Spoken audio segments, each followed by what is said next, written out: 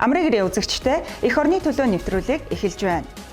Эх орны төлөө нэвтрүүлгийн энэ 7 хоногийн дугаараас улсын хурлын аюулгүй байдал гадаад бодлогын байнгын хорооны гишүүд батлан хамгаалах яамд ажиллалаа. Батлан хамгаалах салбарт гендерийн талаар баримтлах бодлого хэрэгжиж байна. Үндэсний цэргийн стратеги төслийн хүрээнд цэргийн ерөнхий тактик ном бүтээгэлээ. Үндэсний батлан хамгаалахын их сургуулийн Тэмүүжин өрлөг ерөнхий боловсролын сургууль 6 дахь удаагийн төгсөлтөө хийлээ. Цэргийн албаагчдын сүр хүч, цог хиймрийн бэлэгдэл болсон цэргийн ёслолын жагсаалын түүх, салбар дүрнсэн бусад үйл явдлыг урангуйлан хүргэнэ.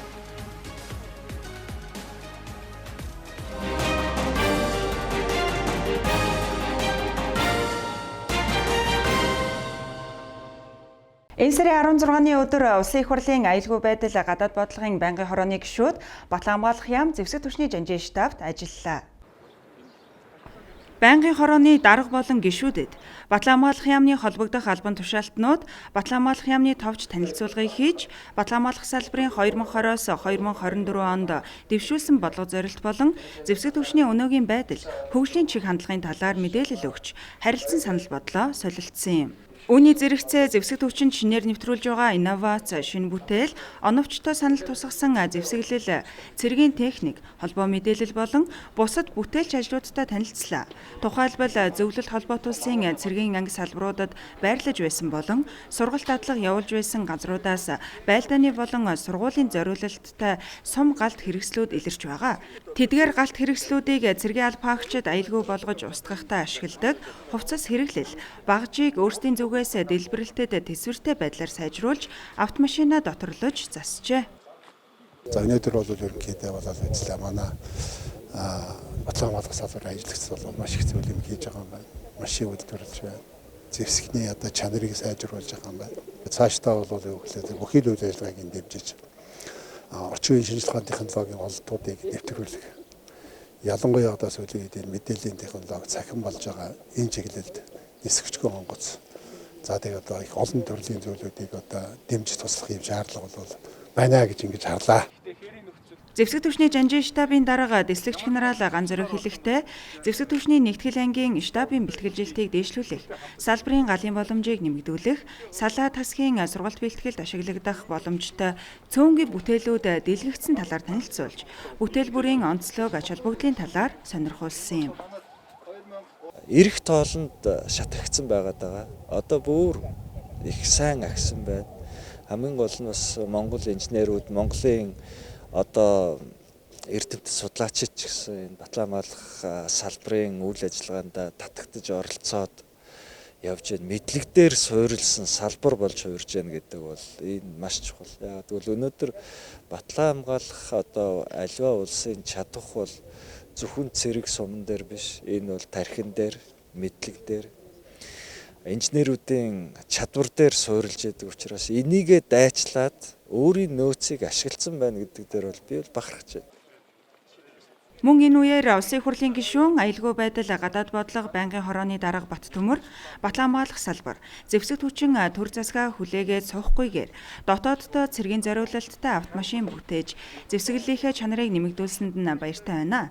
Үүнд гагцхүү төрийн дэмжлэг хэрэгтэй удахгүй 2022 оны улсын төсвийг хэлэлцэнэ. Энэ үеэр батлан хамгаалах салбарт хэрэгжүүлэх төсөөл арга хэмжээг дэмжинэ гэдгийн онцлоод батлан хамгаалах яам зэвсэг түвшний жанжин штабын удирдлагуудад холбогдох өөрөг чиглэл өглөө. Батлан хамгаалах салбарт гендерийн талаар баримтлах бодлогын хэрэгжилтийг хангах үүднээс төлөвлөгөөт ажлууд хэрэгжсээр байгаа. Түүний нэг болох ажлын байрны бэлгийн дарамт түүнээс урьдчилан сэргийлэх, орчин бүрдүүлэх сэдэвт сургалт зохион байгуулагдлаа. Сургалтад батлан хамгаалалт салбарын бүх шатны байгууллага нэгтгэл анги салбараас албаагч нар танхимаар болон захимаар хамрагдаж дэвшүүлсэн бодлогын хүрээнд хэрэгжилтийг хэрхэн хангах, урьдчилсан нөхцөл байдлыг бүрдүүлэх, ажлын байрны дарамт, ажлын байрны бэлгийн дарамтаас ангид орчныг бүрдүүлэх, урьдчилан сэргийлэх зэрэг зорилгод хүрэхэд чиглэгдсэн лекцүүдийг сонссон юм а. Тийм сургалтын хугацаанд бид нар яг нэг цагийн хугацаатай хоорондоо хэлэлцүүлэг, асуулт хариулт, бие биендээ уриалга хэлэх зэргээр ярилцлаа. Тэгээд маш олон санаачлаг бас гарлаа. Бидний ажлын хэсэг бас яг ингээд урдсан байдлаар гендерийн мэдрэмжтэй хөдөлмөрийн төдөө журам боловсруулах зөвлөмжөө боловсруулсан байгаа хэдий ч бас олон асуудлыг бас оруулах шаардлагатай байна, тусах шаардлагатай байна гэдгийг харлаа. Батлан хамгаалалт салбарын бие бүрэлдэхүүний 15-аас 20% эмэгтэйчүүд эзэлдэг нэг хүс дамгаалсан онцлогтой салбар. Эрэгтэй эмэгтэй хүмүүсийн нийгмийн болон тусгай хэрэгцээнд тэгш эрэгтэй тэгш оролцоотой байх нь хүн бүрийн асуудал.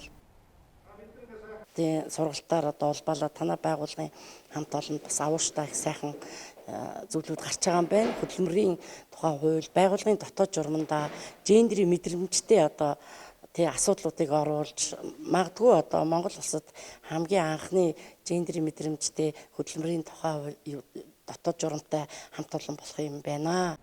Монгол улс гендерийн тэгш байдлыг хангах хууль эрх зүйн зохицуулалттай ч судалгаагаар ажлын байрны бэлгийн дарамт 14.5%-тай байсаар л байна.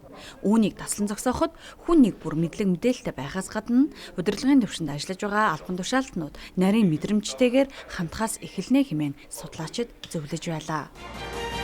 Мэргэжлийн цэрэг суурилсан зэвсэг хүчинтэй болох төрийн бодлогыг хэрэгжүүлэх үндэсний цэргийн стратеги төслийн хүрээнд Батлан хамгаалах эрдэм шинжилгээний хүрээлэн цэргийн урлаг судлалын төвийн эрдэмтдийн хамтран туурвсан цэргийн ерөнхий тактик ном бүтээгджээ. Цэргийн ерөнхий тактик ном нь агуулгын хувьд зэвсэг түвшний нэгтгэл анги салбарын хүч хэрэгслийг байлдаанд бэлтгэн оролцуулах, уламжлалт болон уламжлалт бус цэргийн ажиллагааг явуулах, онол арга зүй, түншлэн гадаадын зарим орнуудын цэргийн тактикийн туршлага сургамжид анализ дүгнэлт хийсэн хамтын нэг сэтэвт бүтээл юм. Номын зохиогчид тус бүтээлийг манай орны болон гадаадын зэвсэг түвшний цэргийн урлагт сүүлийн үед гарч буй өөрчлөлтүүдийг тусгасан. Цэргийн сургуулийн багш, сонсогч болон цэргийн алба хаагчдад мэдлэгээ дээшлүүлэхэд шаардлагатай чухал сэдвүүдийг багтаасан. Зэвсэг түвшний нэгтгэл анги салбарын сургалтын хөтөлбөрт ашиглаж болох зэргийг энэ үеэр онцоллоо. Арга хэмжээний төгсгөлд номын зохиогчид Батлан хамгаалахын дэд сайд болон зэвсэг түвшний Жонжи штаб, төрлийн цэргийн командлал, үндэсний Батлан хамгаалахын их сургуулийн удирдлагуудын төлөөлөлд номын дэжсээ гардуулсан юм а. Энэ онд үндэсний Батлан хамгаалахын их сургуулийн харьяа Тэмүүжин урлаг ерөнхий боловсролын сургуулийн 10 жилийн тохиож байгаа. Тэгш он жил тус сургуулийн 6 дахь удаагийн төгсөлтийн арга хэмжээ зохион байгуулагдлаа. Тус сургууль нь дэлхийд дахин дүүсэд байгаа цар тахлын нөхцөл байдлын улмаас 2 жил цахимаар хичээлсэн. Энэ жилийн тухайд холбогдох байгууллагын зөвшөөрлийн дагуу төгсөх ангийн сурагчдаа 1 сарын хугацаатай вакуумжуулсан сургалтыг зохион байгуулж төгсөлтөө хийлээ. Сургуулийн удирдлагын зүгээс энэ жилийн төгсөх ангийн сурагчдад 1 сарын хугацаатай вакуумжуулсан сургалт явуулах хүсэлтэй Баянзүрх дүүргийн онцгой комисс, боловсролын газар болон мэргэжлийн хяналтын газар зэрэг холбогдох байгууллагуудад хүсэл тавьж зөвшөөрөл авсны үндсэн дээр төгсөх ангийн 60 гаруй сурагчдаа сургуулийн байрлалд 1 сарын хугацаатай байрлуулж хичээл сургуульд нь хамруулжээ. Ингэснээр төгсөгчдөд төгсөлтийн болон элсэлтийн ерөнхий шалгалтуудад амжилттай оролцох нөхцөлийг бүрдүүлсэн юм. Ийхүү шалгалтад бэлдэх боломж нөхцөлийг бүрдүүлсэн үндсэн дээр сурагчид амжилттай шалгагдаж, бүрэн дунд боловсролын гэрчилгээ, ингэрийн тэмдгээ гардан авлаа. Багш ажилчид маань, хүүхдүүд маань, галтгоо үйлчилгээний ажилтан холбогчид маань бүгд бүтэн сарын хугацаанд ингэж вакуум хэлбэрээр сургалт үйл ажиллагаагаа явуулаад өнөөдөр ингээд амжилттай төгсөлтийн үйл ажиллагаа зохион байгуулж байна. 1 сарын хугацаатай вакуумжуулсан сургалтыг зохион байгуулахад багш ажилчид 14 хоногийн хугацаатай ээлжээр ажилласан байна. Вакуумжуулсан сургалт гэдэг утгаараа сургалтын чанар агуулга маш хүртээмжтэй байсан төдийгүй заасан сэдвийн дагуу багш нараас асууж тодруулах зүйл гарахад хамт байрлаж байсан учраас шууд харилцах боломжтой байсан зэрэг нилээдгүй давуу талуудтай байжээ. Бид нэр 1 сарын хугацаанд энд байрлахад бол мэргэжлийн багш нартайгаа цуг байснаар надад хамгийн давуу боломжийг олгож чадсан. Нэг өрөө дамжаал шууд багш нараасаа мэдэхгүй зүйлээ асуугаад шууд асуух боломжтой. Тэр нь маш их таалагдсан. 6 жил энэ сургуульд сурлаа. Маш олон зүйлийг мэдэж авлаа. Маш үнэтэй сурлага, хүмүүжил, боловсрол төвчээр бүх зүйлийг багш нар минь заасан. Тэгэд энэ сургуулийнхаа дагуу цэргийн төрлөөр сургуульд сурна. Тэмүүжин урлаг сургуулийн удирдлага төгсөх ангийн сурагчдынхаа сургалтын чанарт анхааран COVID-19 цар тахлын үед вакуумжуулсан сургалтыг тэнхмээр явуулах нөхцөлийг бүрдүүлсэн нь анхны тохиолдол байжээ.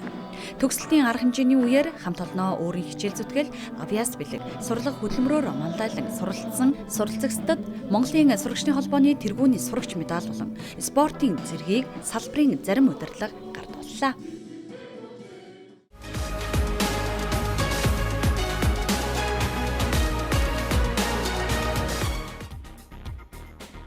Монгол улсын ерөнхийлөгч зэвсэг түвшний ерөнхий командлагч Баттулга, Монгол улсын зэвсэг түвшнээс Исламын бүгд найрамдах Афганистан улсад үүрэг гүйцэтгэсэн цэргийн багуудын албаагчдад хүндэтгэл үзүүллээ. Тодорхойлбол Монгол улсын ерөнхийлөгч зэвсэг түвшний ерөнхий командлагч Баттулга болон Америк нэгдсэн улсаас Монгол улсад суугаа онц бөгөөд бүрэн эрхт элчин сайд Майкл Кличиски, зэвсэг түвшний жанжин штабын дарга дэслэгч генерал Ганзарг нар Монгол улсын зэвсэг түвшнээс Афганистан улсад явагдсан 3 ажиллагааны 52 ээлжийн цэргийн багуудын нийт 3378 цэргийн албаагчдын төлөөлөлд хандан үүргээ амжилттай гүйцэтгсэнд нь талархал илэрхийллээ.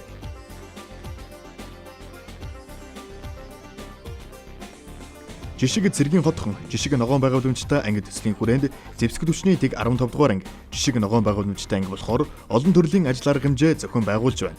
Одоогийн байдлаар ангийн нийт талбай 3000 м2 талбайг зүлэгжүүлж 3.5 га газарт нарс, гацуур, хус, монс, жазрагны мод, голт бор гэх мэтчлэн 14 нэр төрлийн 8400 гаруй модыг тариад байна. Нийт тарьсан модны 1000 гаруй нь шилмүст мод юм. Мөн спорт талбай, ерөнхий зэргийн саад 350 м урт гүйлтийн зам, сакс элсний волейболын талбай, цэцгийн манд зэргийг шинээр тохижуулсантай албаны хүмүүс танилцлаа. Зэвсэг түвшний жанжин штабын гэмтрэгээс урьдчилан сэргийлэх дэг журам сахилга хариуцлагыг бэхжүүлэх салбар зөвлөлийн ээлж тухрал боллоо. Тус хурлаар зэвсэг түвшний нэгтгэл анги салбарууд гэмт хэрэг зөрчлөөс урьдчилан сэргийлэх ажлыг эрчимжүүлж, сахилгын зөрчилгүй хамт олон болоход дэвшилтэд шинэлэг арга ашиглах, үүрэг хариуцлага нэмэгдүүлэх, сахилга бат дэг журамтай байх зэрэг асуудлуудыг хэлэлцлээ. Мөн албаагчдынхаа хууль эрхцэн мэдлэгийг дээшлүүлэхээс гадна бие хүний онцлог, сэтгэл зүй, гэр бүл рүү чиглэсэн сургалт нөлөөллийн ажлыг давхар явуулахыг зэвсэг түвшний жанжин штабын 1-р орлогчдор бригадийн генерал Жавхланбаатар үүрэг болголоо. Архив албан хэрэг хөтөлбөрийн хууль шинжлэгдэн батлагдсантай холбогдуулан төрийн албаны зөвлөл, архивын ерөнхий газар хамтран төрийн албаны тухай болон архив бичгэргийн хөтөлбөрийн тухай хуулиудын хэрэгжил, сэдэвт арга зүйн сургалтыг тамхины болон цахим хэлбэрээр зохион байгууллаа. Сургалтаар хүний нөөцийн удирдлага, аудитын үйл ажиллагаа, төрийн албаны тухай хуулийн хэрэгжилт, хяналт тавих шалгалтын үйл ажиллагаа, архив албан хэрэг хөтлөлт, байгууллагын удирдлагын үүрэг хариуцлах зэрэг сэдвийн дор өргөнлөө. Монгол улсын ерөнхийлөгч зэвсэг түвшний ерөнхий командлагчийн зарилгаар төрийн дээд цол хүртсэн батлан хамгаалах салбар, зэвсэг түвшний зарим албаагчид ахмадуудыг батлан хамгаалахын сайд сайхан баяр хүлээн авч уулзсан, хүндэтгэл үзүүлэн дурсамж үнэ бүхий зүйл гардууллаа. Монгол улсын хөдөлмөрийн баатар, ардын жүжигчин, гавьяа жүжигчин Бартогийн зангад Монголын соёл урлагт цэргийн дуугаар анхлан хөл тавьсан хугацаагүй цэргийн албаагч. Бид энэ эрхмийн цэргийн уран бүтээлийн түүхэн дурсамжийг хүргье. Нэг баг байхад чинь манай аймагт ардын цэргийн 4-р март хороо, хөлийн цэргийн ховдын отряд, хэмтэн дандаа цэргийн одоо байгууллагууд байсан. Тэр үед хүүхэд бидний чинь одоо ингээ харахад тэр цэрэг ах нарын алхаж гიშгэж байгаа бүх байдал одоо үнэнхүүд одоо ингээ хүүхдийн багтаа зэрэгэл том болоод цэргийн дарга болно доо гэж одоо тэгж хоорондоо сэтгэлдээ одоо бодож заримдаа одоо хөл нүцгэн мөртлөө бид чинь цэргийн маягаар алхаж байх шигчээ ингэж өөртөө саатуулдаг тийм үе байсан л дөө. Тэр үед одоо зогсоод ингээ дорцрон гэж цэргийн хөгжмийн их өдөр дааж одоо тэнд байжсэн тэнд тэр дорцрон багшийн одоо тэр сахалтаа тэр дээшний имрээд ингээ босгочихсон тэр сахалтанд сүртэй хүүхэд бид тэр жагсаалын хөгжмийг тэр жагсаж байгаа цэргийн ах нарын жагсаал багцлсан шагаас шиг одоо тэгж алхаж гიშгэд явдаг одоо тиймэрхүү байсан. Цэргийн одоо дарга нар нэнгэр дүүрэн одон тэмдэгтэй ямар сүртэй гэж зүгээр нэг эр хүн л ингээд харахад сэтгэл нь догдолж одоо баймаар цэргийн одоо цэрэгт аль хаасан ахмадууд одоо зэрэг тэднийг дагаж сэтгэл нь хөөрч инээмсгэлээр сэтгэлээ дандаа дүүрэн байлгасан тийм одоо жагсаалыг үзэж харж цэргийн эрдэм номыг бичлэн үзэж сонирхдаг байсан тэр цаг үе сэтгэлд одоо мөнгөч үлдсэн дээ. Цэргийн ёсоо дэглэмээ би цэргийн албыг би хаагаагүй хүн л дээ. Товтол одоо сургууль соёлын мөргөөгөө ингээд нас нь хэтэрсэн нөхөр. Тэгээд бидний одоо баг байхад чинь манай тэр цэргийн хорооны ах нар одоо оройн тоолгонд ордог. Тэгээд одоо тэр жижигхэн суурин аймагч одоо жижигхэн суурин шүү дээ. Тэнд тэр оройн тоолгоны тэр дуунууд нь одоо юу яагаад сонсогдно. Тэгээд цэцэг сайхан орондоо Сэнгэлэ баяслаар дүүрэн байна. Цэрэгийн олон баатрууд бид чэж дүүрэн баяртай байна. Тэгэл дуулаад ингээ явахдаа зэрэг чинь тэр сайхан дуунуудыг сонссоод зэрэг тэр оройн цэрэг ах нарын унтлагын үе одоо эхэлж байгаа. Бидний тэр дуугаар бидний унтлага үеч бас эхэлдэг байсан тэр цаг үе л дээ. Тэгээд л одоо цэргийн бид нар ч одоо бага насны бага балчраасаа цэргийн хүмүүсийн дунд өсчүн дийсэн багтаа тэр алхаж гიშгэж байгаа цовоо цэргийн номхон зогсол тэр өгч байгаа мэдлэг гүйцэтгэх гэсэн тэр үг нь одоо сэтгэлд тод харагддаг их сайхан сэтгэл үлдээсэн иймэрхүү л одоо орчинд ажиллаж амьдарч одоо сурч боловсрч байсан да. Тэгээд 1951 онд Ардын хувьсгалын 30 жил Улаанбаатарт болж Ховдын театрын жүжигчид сайн дурын уран сайханч одоо ах эгч нарынхаа хамтаар би 5 дугаар ангийн сурагч байхдаа тэдний одоо нэгдсэн концертод оролцож Тангад гэж нэг дуучаах, Дорж гэж нэг дуучаахтай хамт бид 3 зэрэгс зогсож байгаад тэр байлдагч гэж одоо цэнд очиргой шүлэг лаад орж байгаа хөгжим байлдагч гэдэг тэр дуу бид 3 одоо дуулж байсан. Тэгээд тэр эхлээд тэр баатруудынхаа нэрийг хэлэхдээ дандаа урагшаа нэг алхаж даваарч тэгшээ лавд оржнаар дайсан дараа дархан цолыг оллоо гэж ирээд тэгээд их цэрэг маягаар номхон зогсож байгаа дуулдаг, жүжиглэн дуулдаг. Тэгээд ингэж би өөрөөр хэлбэл би ээжээс төрөхтэй ээжийнхэн дууг би сонсож аваа ихшгээ сонсож би одоо байж сонсож байсан бол би Монголын дууны урлагт одоогоос 70 жилийн тэртээ байлдагч гэдэг энэ дуугаар Монголын дууны урлагт амласан хүн дээ. Тийм учраас өнөөдөр би цэргийн энэ дуулах студиудаар тэгээд та бүхэндээ цэргийн алба хаасан олон манай хөрний 400-800 ажиллаж амьдарч байгаа цэрэг ирс та бүхнийг бас хуучнаа дурсаасаа бодоосоо гэдэг талаасаа бодож танаа цэргийн одоо дуугаар би өөрийнхөө уран бүтээлийн замлаа ихэлсэн энэ түүхт явдлыг би бас өнөөдөр дуулах студигаар ярьж байгаадаа тун сэтгэл ханамжтай байна. Би Монголын соёл урлагт цэргийн дуугаар анхлан хөл тавьсан угцаагүй цэргийн алба хаагч. Монгол улсын хөдөлмөрийн баатар, ардын жүжигчин, гавьяат жүжигчин, Баартуугийн цангад. Улс орон болгон өөрийгөө хамгаалах зэвсэг хүчинтэй оршдог. Үүний нэгэн адилаар Монгол улс өөрийгөө цэргийн хүч хэрэгслээр батлан хамгаалах зорилго бүхий төрийн цэргийн байгууллагатай. Тэр нь зэвсэг хүчин юм. Энэ удаад бид улс орны сур жавхаа болсон цэрэг дайчдын цог золбоо сур жавхлан илтгэн харуулдаг цэргийн ёслын жагсаалын өөх түүх болон энэ жилийн парадын онцлогийг сурвалжиллаа.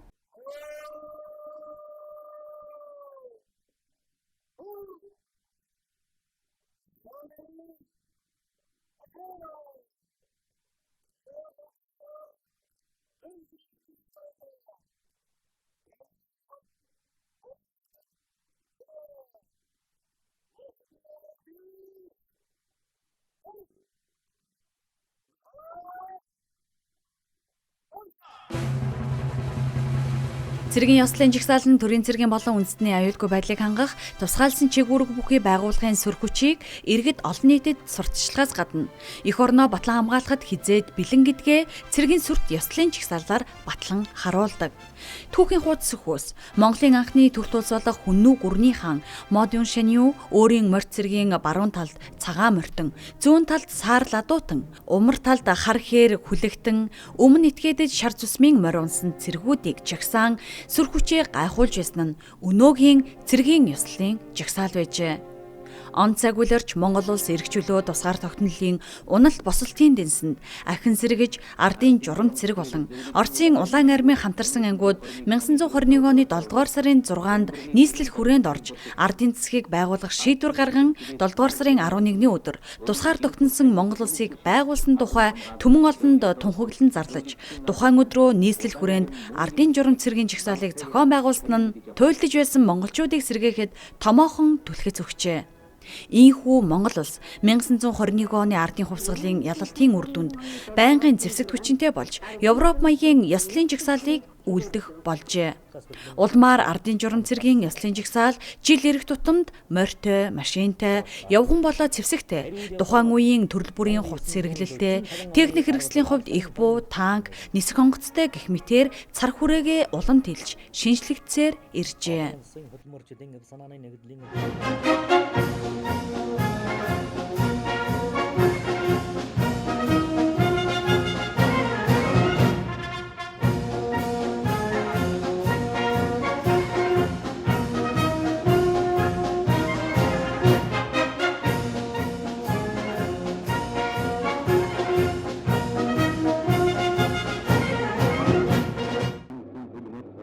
Цэргийн парадыг жил бүр хэвшүүлж ирсэн ч зэвсэгт хүчний хөгжлийн үе шатуудад тасарч байсан түүх бий. Гэхдээ ардын хувьсгалын ойн баяр наадмын тэгшойн жилүүдэд өргөн хүрээнд цэрэг техникийн харин бусад ойн жилүүдэд зөвхөн цэргийн алба хаагчдын ёслолын жагсаал тус явагдаж иржээ. Улмаар 2010 онд Монгол Улсын төрийн талбайг дээдлэн хүндэтгэх санаачлагыг түгээн дэлгэрүүлэх тухай Монгол Улсын ерөнхийлөгчийн зарлаг гарсантай холбогдуулан тухайн оноос цэргийн яслын жагсаалыг жил бүр тасралтгүйгээр явуулж байна. Энэ нь нийгмийн шилжилтийн үеүүдэд орхигдоод байсан цэргийн жагсаалыг эргэн сэргээж тогтмол зохион байгуулж цэрэг дайчид ард иргэдийн урам зоригийг сэргээсэн үйл явдал байсаар байна.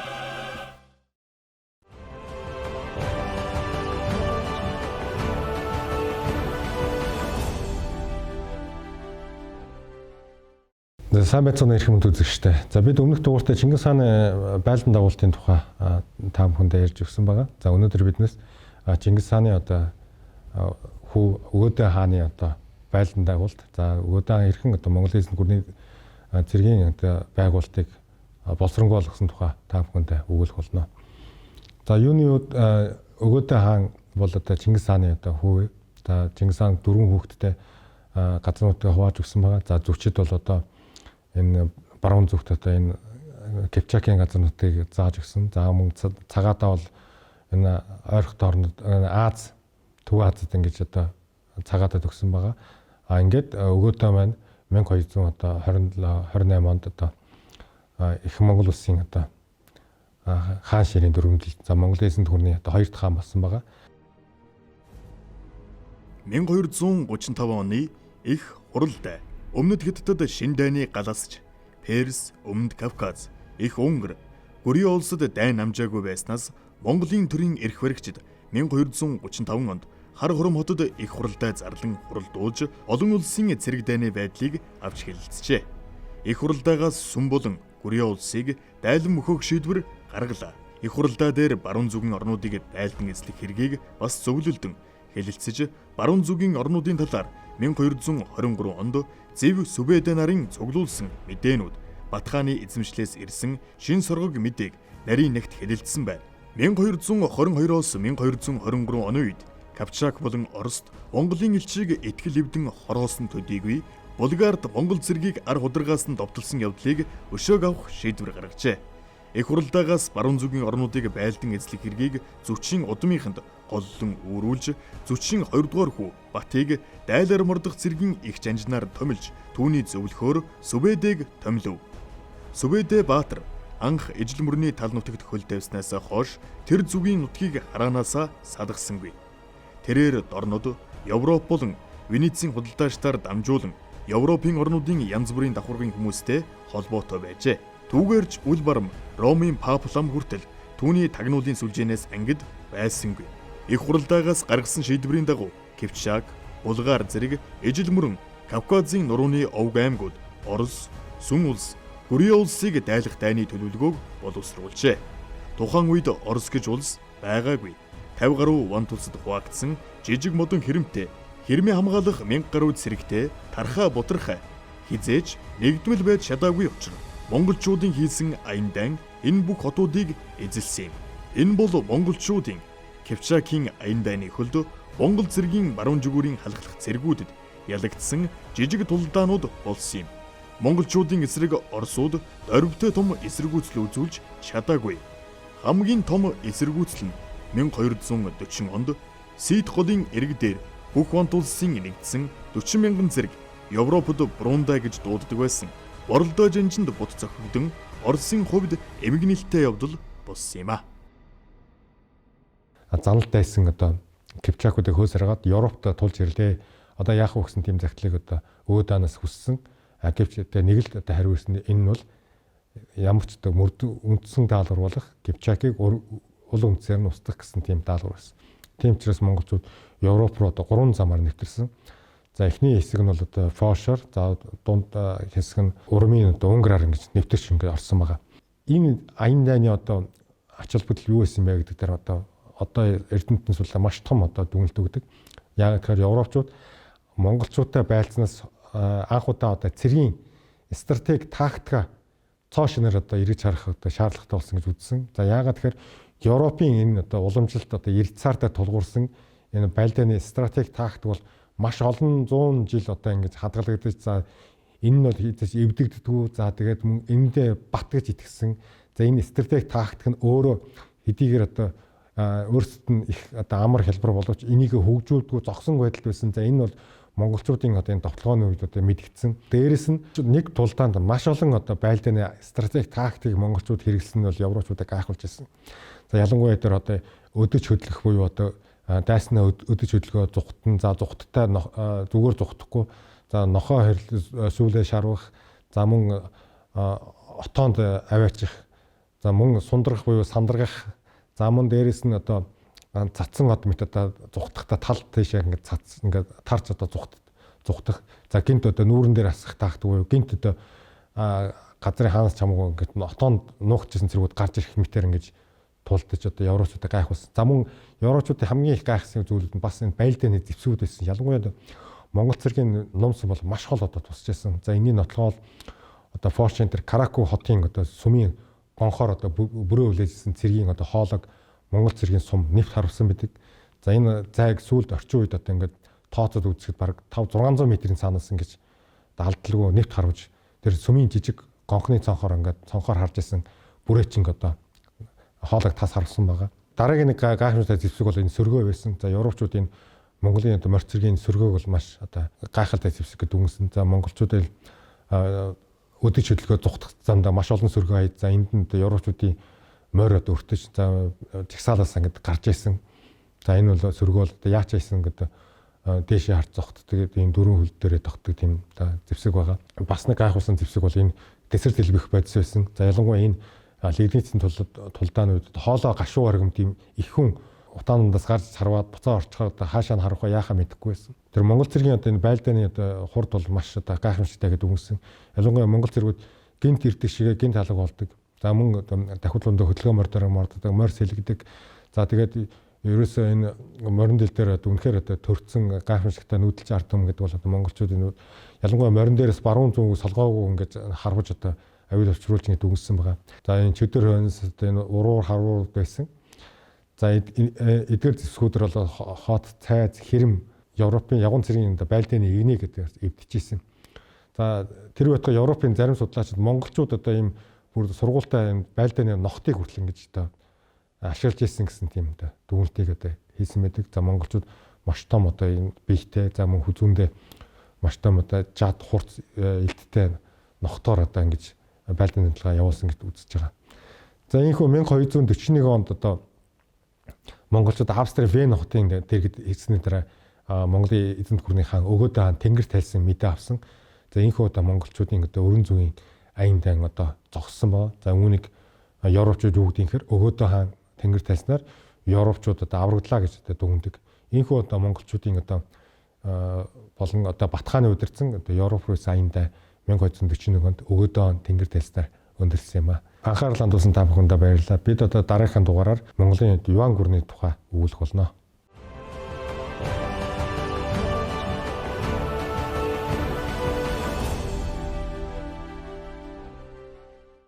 Эх орны төлөө нэвтрүүлэгтэй хамт байсан үзэгч та бүгдтэй баярлалаа. Ирэх 7 хоногийн дугаараар эргэн уулзъя. Баяртай үзэгчтэй.